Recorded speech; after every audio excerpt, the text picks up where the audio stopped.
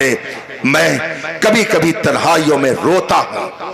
حضور محدث کبیر علامہ ضیاء المصطفیٰ صاحب کی بلا دعوت برکاتہ العالیہ جو اس وقت ہندوستان میں اہل سنت کے سب سے بڑے عالم ہیں، سب سے بڑے عالم، 92 سال عمر ہونے کے باوجود قوم کا درد، مذہب کا درد ان کے دل میں اس طرح سے کہ کوئی مسئلہ لے کر کے جائیے فوراً اس کو وہ حل کرتے نظر آتے ہیں۔ جب NRC کا مسئلہ چل رہا تھا میں نے حضرت کو فون کیا اور تقریباً آدھا گھنٹہ میں نے رو رو کر کے داستان سنائی، حضور یہ ہو رہا ہے، حضور یہ ہو رہا ہے، حضور یہ ہو رہا ہے۔ حضرت نے پوری گفتگو سننے کے بعد فرمایا، مولانا آپ قوم کا رونا رو چکے؟ میں نے کہا جی حضور۔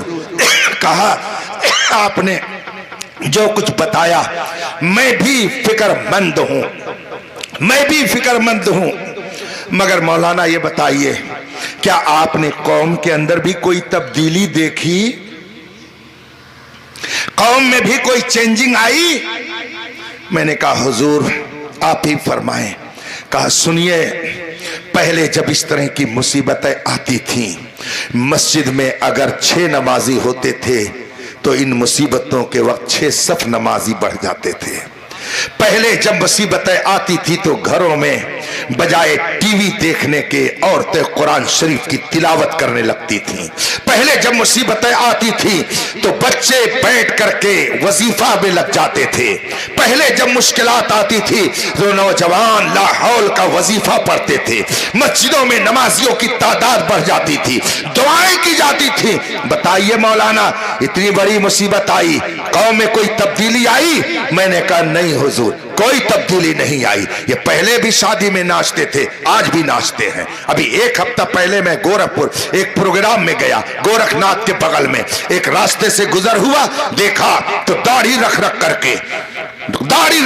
کے ناچ رہے تھے۔ میں سوچا کہ آج کل فیشن ہے، بہت سارے لوگ داڑھی رکھ کر کے ناچتے ہیں، لیکن تھوڑا اور آگے بڑھا تو شہر بشرے سے، ہولیے سے اور وہاں کے ماحول سے دولہا جناب کو دیکھ کر کے، حالت دیکھ کر کے سمجھ میں بات آئی کہ یہ کسی غیر کی بارات نہیں جا رہی ہے، ایک مسلمان کی بارات جا رہی ہے۔ ان مصیبتوں میں گھرنے کے باوجود یہ نوجوان جب ناچے گا تو اس کے اوپر اللہ کی رحمت نہیں نازل ہوگی، اس پر تو آسمان سے بارش ہونی چاہیے، پانی کی نہیں بلکہ آگ کی بارش ہونی چاہیے۔ اس لیے کہ جو قوم ان مصیبتوں بھی ناچے گائے عورتوں کو نچائے اس کو اس دنیا میں رہنے کا کوئی حق نہیں ہے۔ آپ کیا سمجھتے ہیں حالات کتنے بدتر ہو گئے ہیں، لوگوں کے مزاج کتنے خراب ہو گئے ہیں اور مصیبتوں میں ہم کتنے گھرتے جا رہے ہیں، اور اس کے بعد کہتے ہیں کہ کچھ نہیں ہو رہا ہے، مولانا کچھ نہیں کر رہے ہیں۔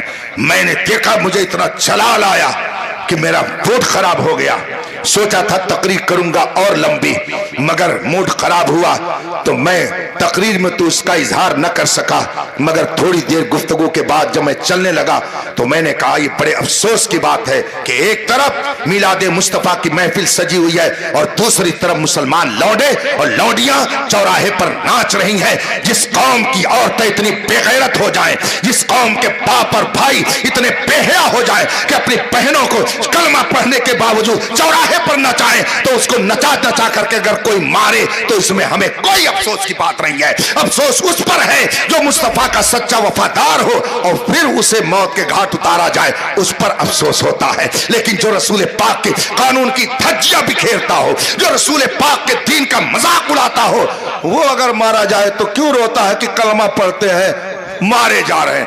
اکبر الہ آبادی بغل کا رہنے والا، اس کا ایک شعر ہے، پڑھ کر کے میں گفتگو ختم کرتا ہوں۔ بات کڑوی ہو گئی میں سمجھ رہا ہوں، لیکن میرے اوپر اس سے کوئی فرق نہیں پڑتا۔ اکبر نے کہا تھا عرض کرتا ہوں خدا سے یا اللہ تو حال دیکھ، سب پیٹ رہے ہیں ہم کو، سب مار رہے ہیں، کوئی گولی مار رہا ہے، کوئی پھالا مار رہا ہے، کوئی تلوار مار رہا ہے، کوئی زبان سے مار رہا۔ عرض کرتا ہوں خدا سے یا اللہ تو حال دیکھ، حکم ہوتا ہے کہ اپنا نامہ اعمال دیکھ، حکم ہوتا ہے کہ اپنا نامہ اعمال دیکھ۔ جگہ جگہ کے تجھے تھک چکے ہنگامے، نشاط لذت خواب گراں بدل ڈالو۔ آپ آنکھ بند کر کے بس آنکھ بند کر کے مسلک اعلیٰ حضرت پر قائم رہیں۔ किसी बद मजहब से दोस्ती करने से पहले सोच लें कि अगर रसूल पाक ने कल मैदान महशर में कह दिया कि तू मेरे गुस्ताखों से दोस्ती करता था, हट जा मेरी नजरों से, तो याद रखना जो तेरे दर से यार फिरते हैं दर बदर यूं ही खार फिरते हैं। अगर नबी ने मैदान महशर में नजरें फेर ली तो फिर कोई नजर करम करने वाला नहीं होगा। आज ले उनकी पनाह, आज मदद मांग उनसे, कल न मानेंगे कयामत में अगर मान गया। सच्चे पक्के सुन्नी बन के रहिए। जितने बदमज़हब व्हाट्सएपी हैं, फेसबुक के स्कॉलर हैं, उनसे अपने दामन को बचाइए और सच्चे उलमा से वाबस्ता रहिए।